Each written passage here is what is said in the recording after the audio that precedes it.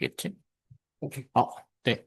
안녕하세요. 안병훈이라고 합니다. 저는 현재 애플에서 일하고 있고, 예, 소개해 주신 대로, 어, 지금 애플에서 이제 한 3년 조금 넘게 일하고 있고요. 오늘 그냥 간단하게 제가 하고 있는 그 일과 관련해서 전반적인 이야기 좀 드리고, 그리고 실리콘밸리에 대해서 그냥 이야기 좀 드리면서, 어, 네, 그냥 대화를 좀 나눠보고 싶습니다. 네, 저는, 어, 어, 이제 고대에서 고대에서는 이제 전기전자공학부로 학부로 나왔고, 그런 다음에, 원래는 삼성 리서치에서 한 3년 반 정도 일을 했어요.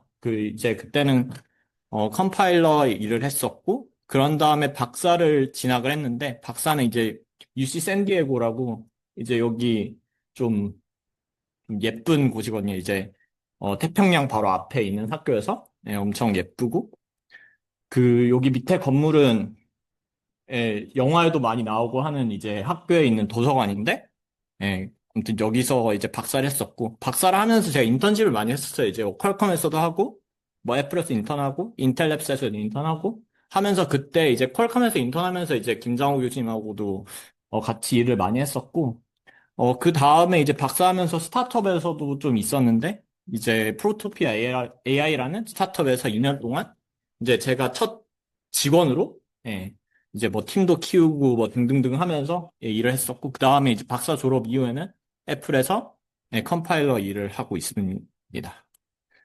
네, 처음에 이제 삼성에서 했던 일은 제가, 그, 삼성 이제 TV 이렇게 한국에서 그러니까 전 세계적으로 삼성 TV를 많이 쓰는데 삼성 TV도 결국은 이제 거의 컴퓨터나 마찬가지거든요. 안에 뭐 프로세서도 많이 들어가 있고 그런데 그중에서 삼성 리컨피규어 프로세서라고 하는 이 칩을 위한 컴파일러 개발했었고 그게 이제 영상 처리나 아니면은 뭐 음성 처리나 이런 다양한 그 어플리케이션이 있어서 그런 거 가속하는 데 일을 많이 했었고, 예. 그 다음에 이제 박사하면서 프로토피아 AI에서 했던 일은 결국 AI 프라이버시 솔루션을 만드는 거였는데, 보시다시피 이제 얼굴 인식을 할 때, 그 노이즈를 이렇게 가리더라도 실제 비슷한 애큐러시를 가질 수 있도록 하는 그런 뭐 약간 머신러닝과 관련된 일을 좀 2년 가까이 했었고요. 그런 다음에 지금은 이제 여기에 뭐 애플 디바이스 쓰는 분, 애플 뭐 맥북이든 아이패드든 뭐 아이폰 쓰시는 분들 많을 텐데, 거기는 다 이 똑같은 애플 뉴럴 엔진이 다 들어가 있어요.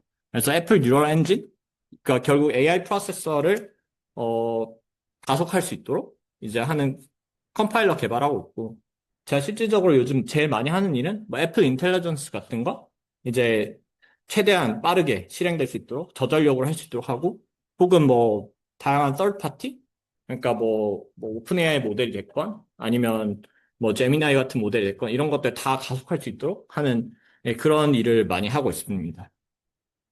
그래서 결국은 오늘 저는 이제 AI에 대한 이야기를 잠시 나눠보고 싶은데 아시다시피 사실 제가 이제 박사를 갔던 게 2018년인데 그때만 해도 그냥 머신러닝 모델 가지고 어떻게 하면은 이미지넷에서 애큐러시 높이는가 이런 거에만 집중하고 있었던 시기였는데 그러다 보니 뭐 컴퓨터 비전 어플리케이션 살짝살짝 만들고 거의 그런 게 연구의 대부분이었던 것 같아요.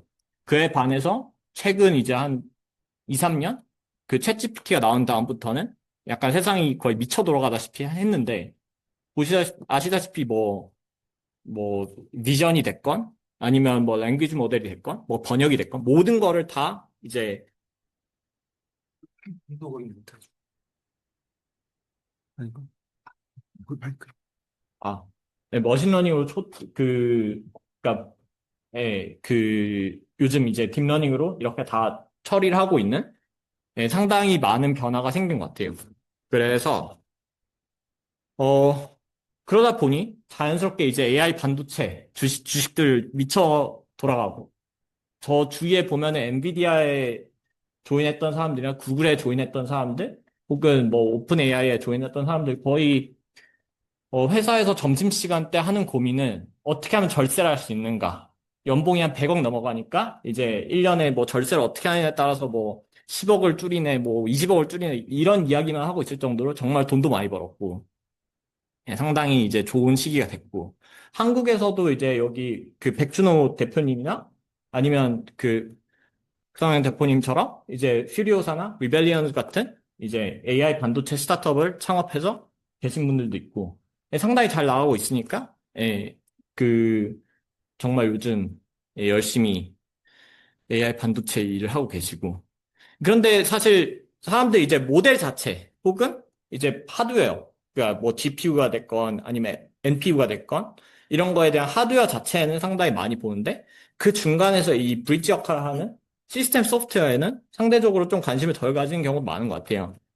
그래서 사실 AI 반도체를 지탱하는 시스템 소프트웨어라고 하면은 정말 다양하거든요. 이제 파이토치나 텐서플로우처럼 여러분들 이제 뭐 모델 트레이닝하고 이러면서 당연히 매일매일 쓸 수도 있는 그런 프레임워크도 있는 반면에 그 밑에 정말 뭐 다양하게 뭐 XLA나 MLIR이나 TVM처럼 이제 머신러닝 모델을 어떻게 더 빨리 실행될 수 있도록 하는가 하는 그런 컴파일러 같은 소프트웨어도 있고 반면에 뭐 레이나 VLLM이나 SGLang처럼 이제 어떻게 하면 서빙을 더 빠르게 할 수 있는가 이런 것들을 하는 다양한 시스템 소프트웨어들이 존재하는데 사실 이런 부분에 대해서 저는 결국은 일을 많이 하고 있고, 예, 이런 부분에 대해서 정말 간략하게 예, 이야기를 드리고 싶어요. 그래서 잠시 이제 조금 돌아가서 사실 여러분들이 이제 C 언어 많이 처음에 이제 컴퓨터공학과에서 배울 텐데, 사실 이런 int, 뭐 sum 이런 간단한 함수가 있으면 결국 컴파일러가 그 CPU가 바로 이거를 그대로 이해하고 실행하는 것이 아니기 때문에 결국 이거를 그 어셈블리어로 바꾸는 과정이라는 게 있거든요.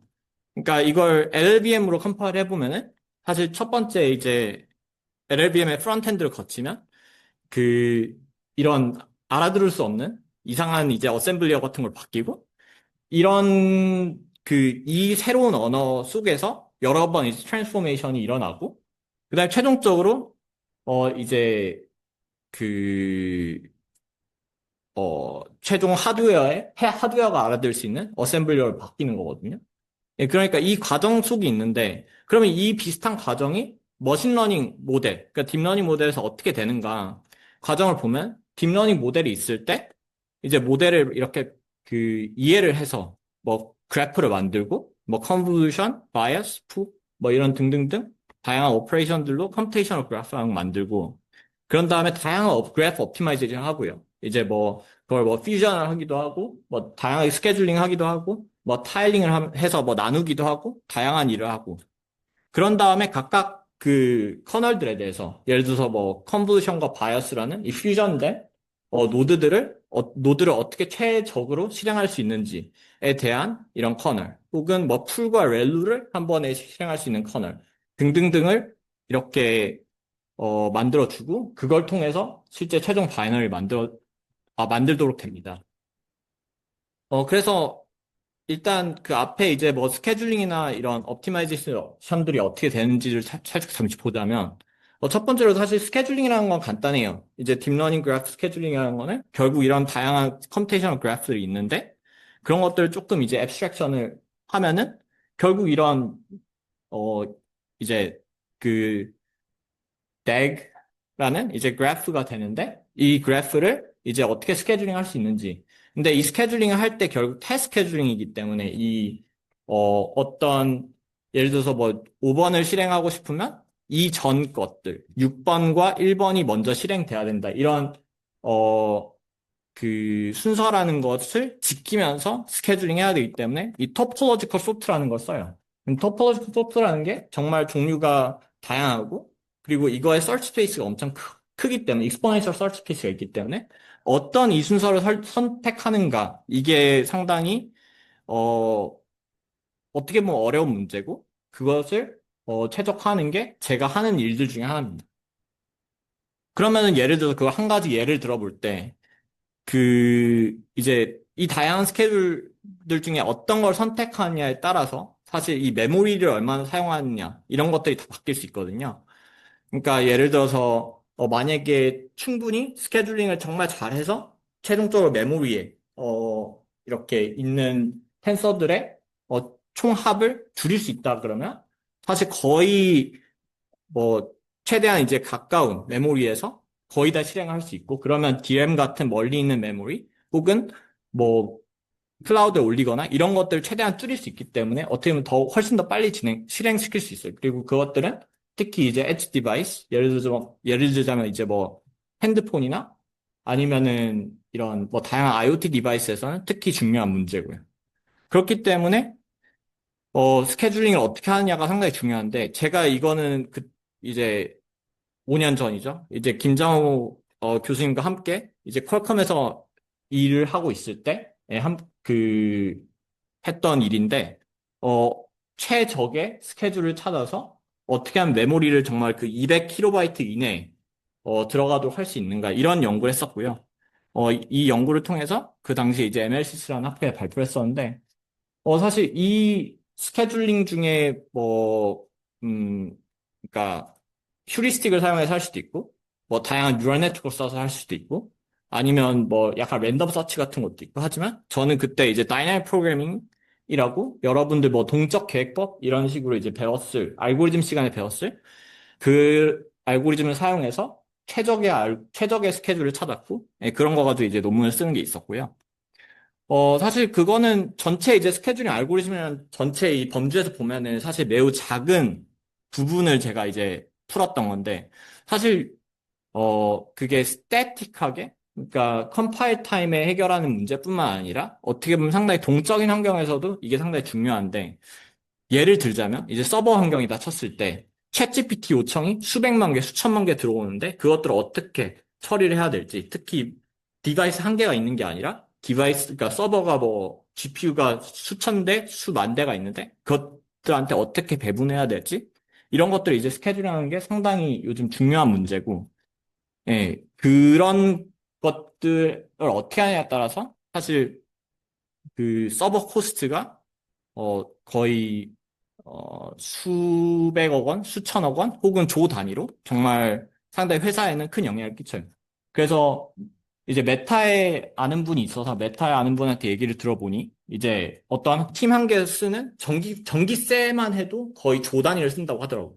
근데 조 단위를 쓰는데 그걸 이제 10배 빨리 뭐 트레이닝 할 수 있고 10배 빨리 인퍼런스 할 수 있다. 그러면은 이제 그거 자체로 이제 거의 9천억을 아끼게 될 수 있는 거죠. 그러니까 그런 식으로 상당히 큰 임팩트가 있기 때문에 만약에 여러분들이 이런 일을 한다. 그러면은 이제 그런 좀 상당히 재밌는 문제를 풀면서 동시에 회사에 상당히 정말 큰 임팩트를 남길 수 있는 그런 일들이 있고, 네. 이제 다른 또 측면을 보자면 이제 커널에 대해서 제가 이야기를 드렸는데 예를 들자면 뭐 컨볼루션과 바이어스에 대한 커널, 뭐 풀과 렐로에 대한 커널 이런 식으로 다양한 커널들이 있는데 이런 것들을 어떻게 최적화하는가 이것도 상당히 큰 문제예요. 그래서 컴퓨터 커널이라고 하는 것은 결국 뭐 컴퓨터 공학의 어떤 그런 그 용어로 보자면 주 프로그램이 사용하는 중요한 부분이라는 말을 이제 컴퓨터 커널을 많이 하는데 그런 의미에서 이제 요즘 딥러닝에서 많이 사용하는 뭐 fully connected layer, 뭐 attention 혹은 뭐 convolution 이런 것들 모두 다 이제 엔비디아에 있는 많은 분들이 정말 최적의 어떤 코드를 짜서 그것을 가지고 많은 사람들이 재사용할 수 있도록 만들어놨는데 그런 것들을 이제 개발하는 것도 상당히 중요한 일이거든요. 그래서 그것에 대해서 잠시 이야기를 해보자면 결국은 매트릭스 머티피케이션이 있을 때 그냥 CPU에서 간단히 그냥 실행하면은 얘는 거의 뭐 엄청 간단한 코드임에도 불구하고 거의 한 4초 가까이 시간을 쓸 수도 있어요. 근데 그에 반해서 이제 뭐 메모리를 어떻게 최적화하는, 그러니까 룹을 어떻게 이 순서를 바꾸느냐, 타일링을 어떻게 하느냐 이런 식에 따라서 방, 그 정말 간단하게 뭔가 이 어큐메이션 하는 방식을 바꿨는데 벌써 이제 3배 빨라졌고요. 그거에서 이제 그 타일링을 조금 이렇게 조금 바꿨을 때 그 이 단위가 어떻게 되는지에 따라서 이걸 좀 나눠주면은 89ms 그러니까 방금 전에 비해서 15배 빨라질 수 있고 그거를 만약에 조금 더 이제 그 parallel execution 그러니까 이런 하면은 이제 16ms까지 줄어드니까 원래에 비해서 거의 몇 배야? 300배? 네, 300배 가까이 빠른 이제 코드 실행 속도를 볼 수 있게 됩니다. 그렇기 때문에 사실 회사 입장에서 이런 커널들을 어떻게 잘 개발하는가, 예를 들어 그게 뭐 GPU가 됐건 MPU가 됐건 상당히 그렇게 중요하게 되고, 저 같은 경우에 이제 회사에서 애플 뉴럴 엔진이 있으면은 그거를 위해 그거에서 최대한 유틸라이즈를 높이면서 어떻게 하면 뭐 애플 인텔리전스 모델 있을 때 얘를 뭐 30ms가 걸리던 거를 어떻게 20ms로 줄일 수 있는가, 그게 가능한지 안 가능한지 이런 것들 하는 일을 많이 하게 되고, 상당히 어떻게 보면 어떨 때 보면 약간 게임하듯이 숫자 좀 낮추고 그런 거 하기도 하고, 예, 그 과정 속에서 상당히 보람을 많이 느낄 수도 있는 것 같아요. 그래서 저는 이제 박사 중에도 이런 연구 비슷하게 했었는데, 어떻게 하면 이 딥러닝 커널을 최적의 어떤 컴퓨터 커널을 만들 수 있는가 이런 연구를 했었는데, 한 가지 방법은 이제 뭐 요즘 또 많이 사용하고 있는 강화학습을 사용해서 최적의 어떤 코드를 찾는 것도 했었고, 반면에 이제 메타러닝 같은 조금 더 조금 더 고차원적인 어떤 그런 방법들을 사용해서 최적화를 하는 것도 했었고, 그런 것들을 통해서 다양한 이제 상당히 좋은 학회들의 논문을 많이 냈었고요. 방금 전에 말씀드렸던 이제 뭐 타일링 이런 얘기를 했었는데, 그 타일링이라는 게 결국은 뭐 큰 매트릭스 머티피케이션이 있을 때 그것들을 쪼개서 최대한 그 원칩 메모리에서 최대한 많이 이렇게 실행할 수 있도록 하는 건데요.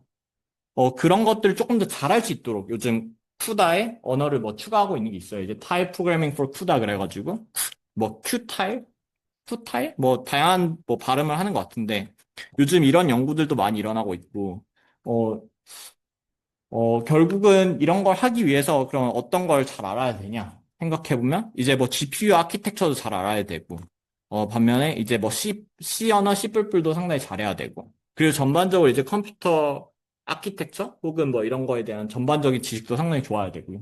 만약에 그렇게 해서 이런 일을 하기 시작하면은 상당히 이제 재미있는 일을 할 수 있는 게, 여러분들이 만약에 뭐 어떤 중요한 커널, 요즘 뭐 다 모든 모델들은 어텐션 기반의 어떤 트랜스포머 기반 모델들이 많으니까, 근데 만약 어텐션 모듈을 뭐 3배 좋게 만들었다. 그러면 전 세계 모든 사람들이, 모든 이제 GPU 사용하는 사람들이 이제 그 3배 빠른 커널을 사용하게 되겠죠. 여러분들이 쓰는. 그러면은 결국은 회사에서 여러분들이 받을 수 있는 연봉이나 이런 거는 결국 여러분들이 가진 임팩트에 결국은 이 기반이 돼 있기 때문에, 만약에 여러분들 임팩트가 전 세계에 있는 모든 사람들이 쓰는 모델들을 가속하고 있다. 그러면 이게 상당히 크겠죠. 전 세계에 있는 사람들한테 1원씩만 받아도 이제 뭐 상당히 돈 많이 받을 수 있을 테니. 그렇게 생각하시면 될 것 같고, 그런 의미에서 이제 그러니까 큐타일 같은 이런 쿠다에도 결국은 계속 발전이 일어나고 있다. 그렇게 이해를 하시면 좋을 것 같습니다. 또한 결국 뭐 이게 GPU만 있는 게 아니라 GPU나 뭐 FPGA나 NPU나 아니면 옛날 이제 CPU나 이런 다양한 것들이 있는데, 그것들을 1차원적으로 뭐 속도만 생각하는 것이 아니라 뭐 속도나 아니면은 뭐 비용이나 전력이나 아니면 얘들을 뭐 지정학적 이유로 이 GPU를 사올 수 있는지 못 사오는지, 혹은 얘들이 뭐 클라우드에 있는지 아니면 내 서버 팜에 있는지 내 디바이스에 있는지, 이런 다양한 요소들을 고려해서 실제로 어떻게 잘 할 수 있을지, 이거에 대한 것도 상당히 흥미로운 연구 분야예요. 그래서 제가 이제 조지아텍에 있는 분들하고 논문을 같이 썼던 게 있는데, 어떻게 하면 이제 뭐 여러분도 뭐 뉴스를 본다거나 이러면은 항상 뭐 large language 모델 그러면 무조건 뭐 GPU를 많이 사야 된다. 뭐 엔비디아에서 뭐 26만 장 GPU를 뭐 꼭 사야 되네. 뭐 이런 얘기 많이 하는데, 사실 무조건 뭐 실제 뭐 코스나 이런 거 상관없이 무조건 GPU만을 사야 되는 게 아니라, 어떨 때는 CPU가 좋을 수도 있고 어떨 때는 NPU가 좋을 수도 있는데, 이 논문의 경우는 CPU도 좋은 케이스들이 있다. 이런 것들을 좀 보는 논문이었고요. 그 다음에 이제 뭐 CPU랑 이제 GPU랑 어떻게 하면 같이 함께 돌리면 더 효율적으로 할 수 있을지, 이런 거에 대한 연구 좀 했었고요. 그러니까 사실 이런 다양한 정말 연구 주제들이 있거든요. 그래서 여러분들이 학교에 있으면서 학부 때더라도 사실 충분히 해볼 수 있는 연구들이 이게 뭐 그렇게 어려운 게 아니라 그냥 아까 스케줄링 같은 경우에 그냥 간단하게 여러분들 학부 수업에서 충분히 배울 수 있는 동적 계획법 가지고 이렇게 푸는 거고 강학습 살짝 적용해서 커널을 좋게 만들기도 하고 혹은 이 연구들 같은 경우에 대부분 이제 그러니까 이 첫 번째 이제 CPU 연구 같은 경우에는 이 일저자분하고 저랑 같이 이제 인텔 AMX 포맷을 공부해서 어떻게 하면 이걸 더 좋게 만들 수 있는가 뭐 오픈소스 좀 찾아보고 그거 가지고 실험 돌리고 그거에 대해서 어널리시스 하고 그런 거 가지고 결국 논문 쓴 거거든요. 그래서 사실 뭐 박사를 받고 어디 엄청난 이걸 하고 해야지 할 수 있는 연구가 아니라 정말 학부생들도 정말 할 수 있는 그런 연구고 그리고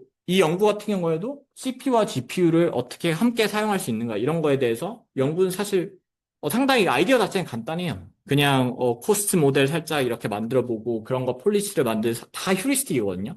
폴리시 만드는 거 거의 다 휴리스틱이었기 때문에 사실 엄청 간단한데 그런 것들을 다 해볼 수 있는 일이고 그렇기 때문에 사실 제가 2015년도에 삼성에 처음 일하기 시작했을 때는 사실 시스템 소프트웨어 관련해서 할 수 있는 일이라는 게 제 생각에 학부 졸업하고 할 수 있는 게 거의 없어. 너무 어렵고, 인터넷에서 아무리 찾아도 아무것도 나오는 게 없고, 근데 그에 반해서 요즘 이제 이 딥러닝의 시대가 오면서 사실, 이런 거가 관련된 이야기들이 다 인터넷에 많이 있고, 다들 블로그 올려놓고, 그렇기 때문에 그런 거 기반으로 하다 보면 충분히 좋은 연구들 많이 할 수 있는 분야이기 때문에 어떻게 보면 상당히 블루오션이고, 예. 관심을 가져주시면 좋지 않을까 생각합니다. 네, 그런 의미에서 이제 제가 살고 있는 실리콘밸리에 대해서 이야기를 하고 싶은데, 실리콘밸리라고 하면 이 캘리포니아의 이 좀 중간쯤에 있는 도시, 그 지역을 전반적으로 의미하는데, 여기 이제 샌프란시스코가 있고, 여기 이제 뭐 쿠퍼티노, 마운틴뷰, 그 다음에 이쪽에 이제 스탠포드 있고, 그 다음에 여기 뭐 UC 버클리 있고, 이 전반적인 지역을 이제 실리콘밸리라고 해요.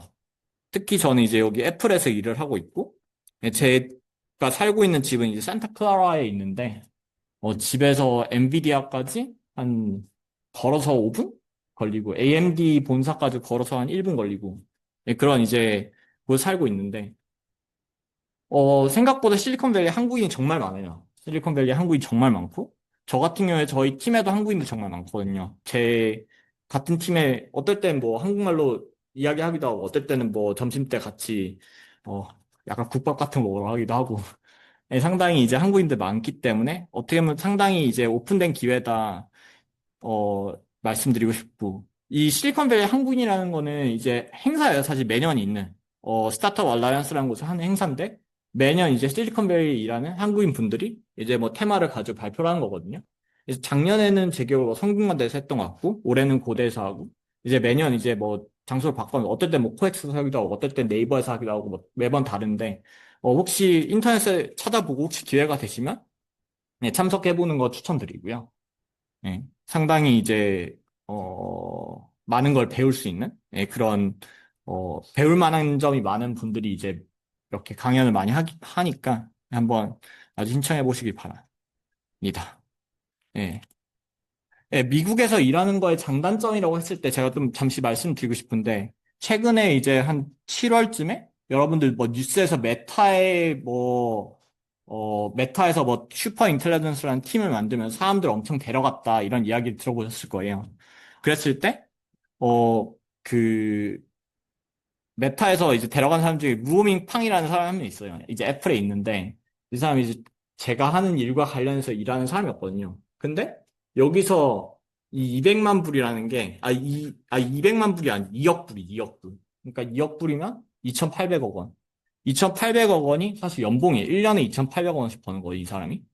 그러니까 어떻게 보면 이 말이 안 되는 숫자를 정말 제시를 했는데 그런 식으로 상당히 많이 데려갔고 어떻게 보면 이 사람 조금 이미 훌륭한 사람이기 때문에 그런 건데 그 정도 훌륭하지 않은 사람들도 상당히 많은 이제 저랑 같이 일하는 사람 중에서 이제 갑자기 메타에서 연락 와서 너에게 뭐 연봉으로 300만 불을 줄게 24시간 줄 테니까 사인할래? 약간 이러고 연락 오는 경우도 많았고 그랬을 때 연봉이 그러면 뭐 3, 40억인데, 그런 식으로 이제 많이, 상당히 흥미로운 일이 많이 일어나는 그 동네가 이제 실리콘밸리이기 때문에 어떻게 보면 미국에 일하는 거에 장점 중에 제일 큰 장점 중 한 가지는 이제 뭐 경제적인 보상이 아닐까 싶어요.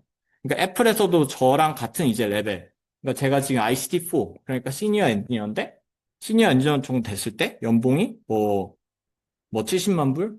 어떤 사람은 이제 100만 불, 뭐 등등등등 이렇게 올라가기도 하는데, 이 레벨즈 FYI라는 홈페이지가 있어요. 여기 들어가면은 실리콘밸리에 있는 사람들의 연봉을 정말 볼 수 있고.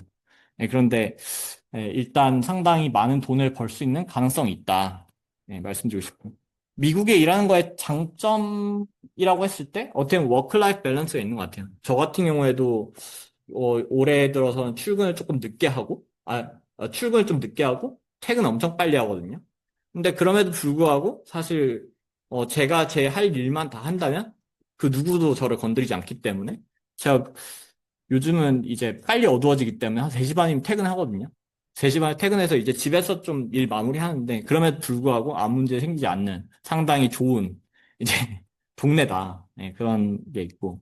그리고 한 가지 또 장점은 이제 미국이 정말 다양한 환경들이 있어요. 이제 그랜드 캐니언도 있고 뭐 뉴욕도 있고 여기 밑에는 이제 제가 이제 살던 샌디에고에 있는 발버 파크라는 곳이고 여기 이제 레이크 타호라고 호수거든요. 전 세계 제일 큰 호수 중에 한 개인데 엄청 예쁘고.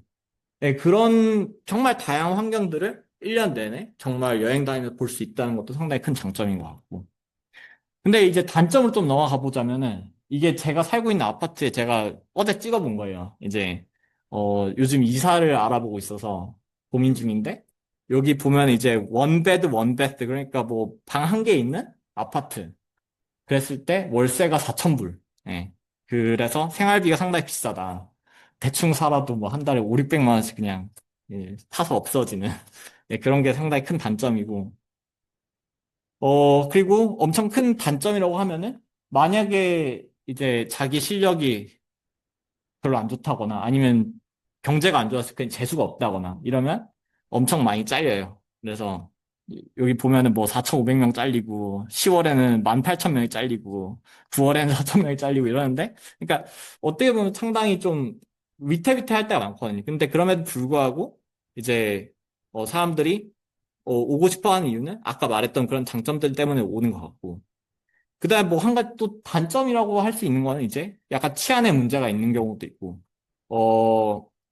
뭐 지역에 따라 많이 다르지만 어떤 곳들은 뭐 아마 뉴욕에서 유학했던 제 친구들 얘기를 들어보니까 매일매일 뭐 총소리가 한 번은 들린다 이런 얘기도 많이 하고, 사실 제가 살고 있는 곳은 상당히 치안이 좋은 편인데, 그 실리콘밸리가 상당히 치안이 좋기 때문에. 근데, 그럼에도 불구하고, 이 사노세에 있는 백화점에서, 이거 당장 3일 전이거든요. 그 3일 전에, 제가 살고 있는데 아주 가까운 곳 백화점에서 총격 사건 나가지고, 예, 그런 일도 있고. 그러니까 결국 단점들이 있어요. 근데, 어, 사람들마다 결국 이 장점과 단점을 이 밸런스 해가지고, 어떤 걸 선택하는 게 좋을까, 결국 생각을 하는 거고. 근데 저는 제가 생각했을 때 제가 미국에 살면서 제일 만족스러운 거는, 어, 일을 하는 것 자체가 너무 재밌어요. 그러니까 전 세계에서 모든 사람들이 쓰는 그 제품에 제가 예를 들어서 뭐 이번 주에 무슨 일을 했다. 그러면 한 다다음 주쯤이면 전 세계에 있는 모든 사람들의 애플 디바이스에 다 들어가 있고 그걸 가지고 뭐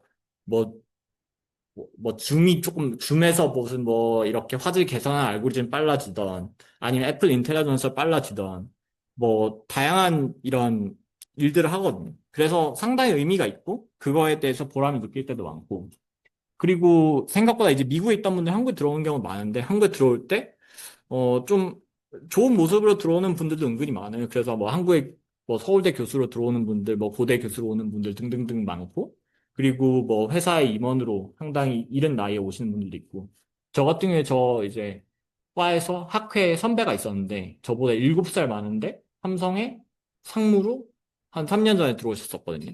그래서 어떻게 보면 30대 후반에 임원으로 들어와 있는, 상당히 이렇게 신기한 그런 패스를 밟는 분들도 있고, 그러니까 전반적으로 좋은 사람들과 재미있게 일을 할 수 있다는 게 그 미국에서 일하는 거의 최고의 장점이라고 저는 생각합니다.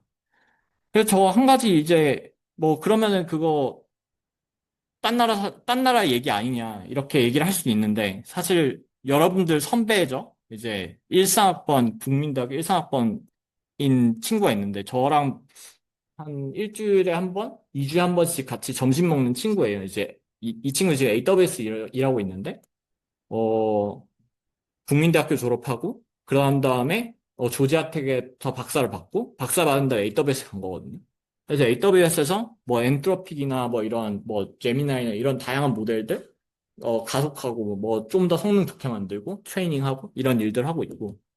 예, 혹시 뭐 궁금한 여기 담랑이라는 이 유튜브 채널 있어요. 그래서 유튜브 채널 가서 이 친구 인터뷰 보면은 예, 좀 재미있게 볼 수 있고.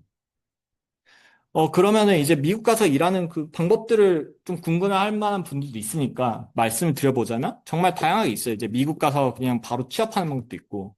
예를 들자면, 뭐, 구글이나 이런, 구글 코리아나, 인텔 코리아나, 퀄컴 코리아나 이런 데 취업한 다음에 미국으로, 가는 방법도 있겠지만, 그냥 당장 그냥 바로 미국에 취업할 수 있어요. 그러니까 여러분들이 그냥 미국에 어디 지원한 다음에 너희 회사에 가고 싶어 한 다음에 이 사람들이 마음에 들어 하면 영주권이나 취업 비자 같은 거 그냥 스폰서 해주고 데려가는 경우가 많거든요. 그렇게 해서 가는 방법도 한 가지 있고. 반면에 이제 미국 대학원 저처럼 유학을 간 다음에 미국에서 자리를 잡는 방법도 있고. 반면에 이제 국내 대기업, 그러니까 국내 기업 취업해서 예를 들어서 뭐 삼성이나 이런 회사들이 있다가 그 다음에 이직하는 경우도 있고요. 방금 전에 보여드렸던 이 담랑이란 분도 연대에서 박사를 하고 삼성에서 한 2년 일하다가 미국으로 이직하신 케이스거든요. 그래서 그런 사람들 상당히 많고, 외국계, 방금 전에 말씀드렸던 대로 뭐 구글이나 아마존, 인텔, 퀄컴 같은데 다 한국에 지사들이 있는데 거기 취업했다가, 나 본사로 가고 싶다 하면은 보내주거든요. 그렇게 해서 가는 경우도 있고. 다양한 방법들이 있어요. 그래서 좀 생각을 해보시면 좋겠고, 어, 여러분들이 이제 뭐 취업이나 항상 그런 걸 많이 고민하기 때문에 제가 항상 이거는 이제 이야기를 많이 하는 것 중에 하나인데 대학교나 대학원이나 이럴 때 최대한 경험을 많이 하고 그 경험을 그냥 양만 늘리는 게 아니라 조금 질을 많이 생각해보면 좋겠다 저는 생각을 많이 해요.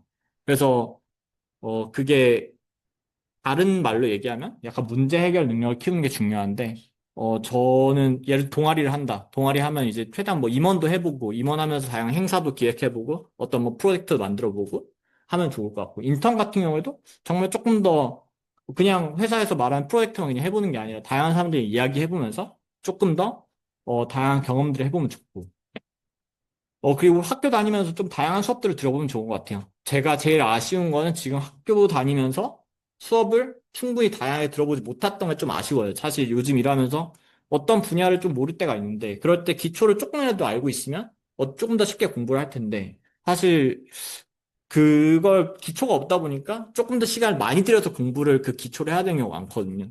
그래서 그건 사실 학부 때 어떻게 하거나 이러면 제일 학교에 있을 때 하는 게 제일 쉽기 때문에 해보면 좋을 것 같고. 개인적으로 학부연구생이든, 인턴은 최대한 저는 꼭 해보는 걸 추천하는데, 만약에 뭐, 논문 써보고 싶다. 그럼 뭐, 여기 김장호 교수님께 연락해서, 저 논문 써보고 싶습니다. 저 아무리 못해도 한국에 뭐, 이렇게 뭐, 추기학술대회나 뭐, 이런 거 가서, 제주도 여행 갔다 와도 좋고, 아니면 뭐, 강원도가 스키 한번 타고 와도 좋고, 아니면 해외 가서, 이제 뭐, 다양한 학회에 참석해도 좋으니까, 그렇게 하면은 결국은 그걸 하는 과정에서 사실 이게 논문이 될 수도 있고, 논문이 안 되더라도 사실 그 경험을 많이 배울 수 있거든요. 그렇기 때문에 여러분들이 꼭 이런 건 해보셨으면 좋겠고, 어, 이런 것들이 만약에 있으면 최종적으로 면접에서 차별화 포인트가 될 수도 있다고 저는 생각해요. 제가, 삼성에 옛날에 저는 이제 공채로 입사를 했었는데, 학부 끝나고, 제가 면접을 말아먹었어요, 그때. 제가 전공 면접 세 문제를 풀려고 그랬는데, 그 중에 한 문제를 풀고, 한 문제는 대답도 못하고, 마지막 한 문제에서 약간 반쯤 말아먹고 있었는데, 그분이 이제 질문하시더라고요, 이제. 뭐 학부 때 이런 거 했는데, 그거에 대해서 좀 이야기를 해봐라. 그랬는데 제가, 저 학부형생 하면서, 뭐, 에티 관련된 과제도 하고, 이런 거 관련해서 이런 아이디어도 내고, 이렇게 해서 뭐 재밌는 일들 했다. 이런 이야기를 했더니, 사실 그 면접관 분이 엄청 평가를 좋게 해주셨어요. 그러니까 그런 걸 통해서 사실 면접에서 갑자기 차별화 포인트가 생기기도 하고, 그렇기 때문에 꼭 그런 것들 많이 해보시길 전 바라고요. 예, 이걸로 아마 제가 모든 이야기가 다 끝난 것 같은데, 예, 혹시 궁금하신 것들이 있다면, 예, 뭐든지 물어봐 주시면, 예, 감사하겠습니다. 네,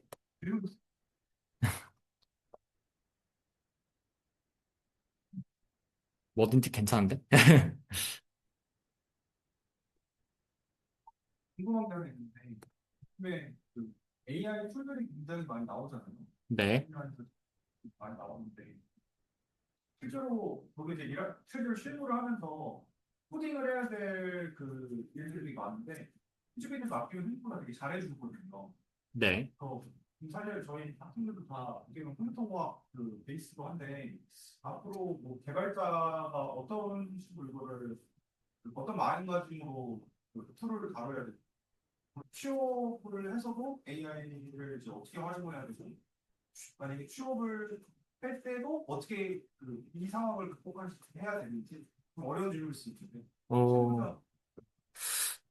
사실 이제 저희 팀에서 챗 GPT 아니고 저희 이제 클라우드 코드가 있는데 클라우드 코드를 막 이제 쓰는 사람들 이 어떻게 사용하는 걸 먼저 이제 생각을 해볼게요. 생각을 해보면 어 그 클라우드 코드의 전체 일을 다 맡기고 아 네가 해라 이런 사람은 한 명도 존재하지 않아요. 결국은 자기는 이제 그거를 통해서 이제 도움을 받고 조금 그런 정도가 대부분인데 어 예를 들자면 이제 자기가 이런 거 만들었는데 이거에 대한 테스트 케이스 만들어줘. 이런 거 진짜 잘해요. 테스트 케이스 만드는 거 사실 어떻게 코딩하는 것 중에 개발할 때 상당히 많은 부분이 테스트를 개발하는데 시간이 들어가게 되는데 특히 회사에서 일을 하다 보면 그런 것들을 이제 클라우드 코드한테 해달라 그러면 상당히 자동화가 되니까 제가 원래 뭐 3일 동안 걸릴 거를 하루 만에 처리한다던가 이런 게 가능해지고요. 근데 그리고 이제 코어 코드를 작성할 때도 상당히 많이 쓰긴 해요. 근데 제가 요즘 어 회사에서 이렇게 맨날 하는 얘기 중에 하나가 사실 그것만을 써서 일을 하면은 코드가 너무 안 좋아져요. 코드가 왜 안 좋아지냐면 사실 얘들이 할 수 있는 건 제한이 있고 결국 한계가 있고 얘들이 모든 것을 책임지는 게 아니기 때문에 결국 저는 핵심이 책임이라고 생각해요. 책임이고 문제 해결하는 게 핵심이라고 생각하는데 그것들을 할 수가 없기 때문에 예를 들어 뭐 제미나이든 클라우드 코드나 챗 GPT를 가지고 코딩을 했는데 얘한테 아 너가 책임지라고 할 방법이 없잖아요. 뭐 저희가 뭐 오픈AI 고소할 것도 아니고 그렇기 때문에 결국은 얘들이 하는 것들은 한계가 있기 때문에 결국 기초는 자기가 갖추고 있어야 되고 그걸 기반으로 어떻게 이거를 뭐 개발할 때 조금 도움을 받는다거나 이런 걸 위주로 해보다 보면 조금 도움이 되는 것 같고요. 근데 그것보다도 저는 아까 문제 해결 능력이라는 얘기를 했었는데 사실 챗GPT를 아무리 쓰더라도 사실 해결을 못하는 문제들이 있어요. 그거는 제 생각에 챗GPT 아무리 발전하더라도 해결하는데 제한이 있는 문제들이 결국은 있는데 그랬을 때 그것들을 정말 엄청 파고들어서 해결할 수 있는 능력, 해결할 수 있는 의지 예, 그런 게 어떻게 보면 상당히 중요한 그 경험, 그러니까 사실 문제를 처음부터 끝까지 다 해결해왔다는 그 경험은 어, 그 경험이 결국은 어떻게 보면 약간 뭐 운동했을 때 근육 같은 거거든요. 그래서 그러니까 지식이 중요한 게 아니라 어떻게 보면 그 의지를 가지고 문제를 처음부터 끝까지 해결해 나가는 그 경험이 중요한데 그 경험을 갖췄을 때는 결국 뭐 챗GPT가 나오든 제미나이가 나오든 결국은 그걸 기반으로 예, 좋은 뭐 잘 자리를 잡는다거나 뭐 취업을 한다거나 이랬을 때 상당히 큰 도움이 될 것 같고 예, 그래서 사실 챗GPT가 나오고 제미나이 나오고 이런다고 그렇게 두려워할 필요 없는 것 같아요. 뭐 한 가지 또 예시를 들자면 저희가 회사에서 최근에 어떤 리팩터링 하는 게 있었어요. 리팩터링 하기 위해서 이제 회사에 뭐 저희가 에이전트를 만들어가지고 뭐 클라우드 코드 가지고 만들어 해보자 했는데 어 한 개 PR을 만드는데 그 클라우드 코드가 썼던 비용이 수백 불이었거든요. 근데 그러니까, 그리고 이 전체 프로젝트 완성하는데 최종적으로 들만한 비용이 거의 한 수십억 단위였던 것 같아요. 그래서 결국은 저랑 이제 저희 팀에 있는 사람 몇 명 앉아 했던 얘기가 아마 우리 세 명 연봉이 더 싸지 않을까. 결국은 사람이 하는 게 더 싼 것 같다. 결국 그런 경우들이 있기 때문에 무조건 다 챗GPT에 맡기고 무조건 그러는 게 꼭 좋은 방법이 아니에요. 어떤 것들은 자기 하고 맡길 건 맡기고 그런 것들을 정말 현명하게 판단할 수 있는 게 좋은 그런 방법이지 않을까. 특히 이런 AI의 LLM의 시대에 살아나가는 방법이 아닐까 생각합니다. 네. 혹시 질문이 있으시면은 뭐 어떤 거든지 괜찮아요. 뭐 실리콘밸리에 대해서 물어보셔도 되고. 네. 오. LLM 네. 프레젠스를 사용하는 건 많을까? 네. 목소리. 네. 네. 통신을 갖기나 일반적으로 사업을 쓰이는 프로그램 프레젠스 있던 것 같습니다. 사실 제가 커렉트니스 이런 부분에 대해서 아주 잘 알진 못해요. 근데 제가 확실하게 말씀드릴 수 있는 건 그거 아주 공부하면 엄청 좋은 분야거든요. 왜냐면, 퓨리오사, 아까 말씀드린 그 퓨리오사라는 스타트업의 컴파일러 담당하는 분이 그거 전공자예요. 그래서 그거 전공하는 사람들이 결국 가진 지식들이 이제 뭐 컴파일러를 개발하든 뭐 다양한 소프트웨어를 개발하든 이런데 결국 그러니까 그 코어한 기술들이 많이 쓰이기 때문에 사실 그거를 하는 건 매우 큰 의미가 있다라고 말씀드리고 싶고 그리고 그럼 그것들이 어디 쓰이느냐? 결국 쓰이는 것도 있어요. 예를 들면 보안이나 이런 것들에는 상당히 그게 중요하기 때문에 그리고 뭐 한 가지 뭐 그냥 또 사실 중요하긴 해요. 저 회사에서 제가 PR 이렇게 하나 올리려고 그러면은 무조건 자동으로 돌아가는 것 중에 하나가 스태틱 어나리시스거든요. 그거 패스 못하면 코드 못 넣어요. 그렇기 때문에 이제 그 정도로 상당히 중요한 툴이고 다들 사용하고 있고 특히 회사의 환경에서는 이거의 신뢰성이라는 게 매우 중요하기 때문에 소프트웨어 신뢰성이라는 게 그 무엇보다 중요하기 때문에 특히 예를 들면 인텔 CPU 돌린 것과 뭐 애플 실리콘에서 돌린 게 같은 결과값이 나와야 되는 다르다. 그러면 이제 완전 죽을 맛인 거죠. 이제 그런 것들 위해서라도 사실 그런 뭐 정적 분석이나 이런 다양한 어떤 기법들 개발한 것들이 많이 쓰이고, 예. 그리고 아무튼 그 코어 아이디어들이 뭐 다양한 곳에 쓰이는 것 같습니다. 또 다른 질문 있으실까요? 네. 근데 셀것 같은 기술이나 분야 대한 생각을 듣고 싶은 게 예를 들어서 양자 커프테이도 핫한 분야니까 저희 때문에 또 저는 네. 저는 사실 양자 컴퓨팅에 서잘 모르는데, 항상 관심을 가지고 있고, 여기 김장호 교수님하고 맨날, 야, 양자 컴퓨팅 어떨 거 아니야? 맨날 이러고 얘기해요. 그냥 그 정도로 양자 컴퓨팅에 상당히 관심은 많고, 그리고 저는 양자 컴퓨팅 말고도 사실 저는 항상 요즘 엄청 중요하다고 생각하는 분야는 사실 로보틱스예요. 개인적으로 사실 관심이 있는 회사들 중에 하나가 테슬라인데, 테슬라의 그 자율주행뿐만 아니라 테슬라의 그 옵티머스 로봇 뭐 이렇게 발표할 때 보신 적 있을 텐데, 요즘 그 휴머노이드 로봇이 하는 거 보면은 진짜 기가 막혀요. 이 뛰어다니는 것도 거의 사람 같고, 얘들의 인터페이스만 붙여놓으면 거의 사람처럼 대화할 수 있고, 그러니까 그렇기 때문에 사실 언젠가 가까운 미래에 옛날 뭐 영화, 뭐 아이로봇 같은 영화에 나오는 그런 게 좀 상당히 현실이 될 수도 있지 않을까. 전 생각하거든요. 그래서 그런 거 상당히 중요하지 않을까. 예, 그런 의미에서 그쪽에 주식을 사는 것도 좋다고 생각합니다.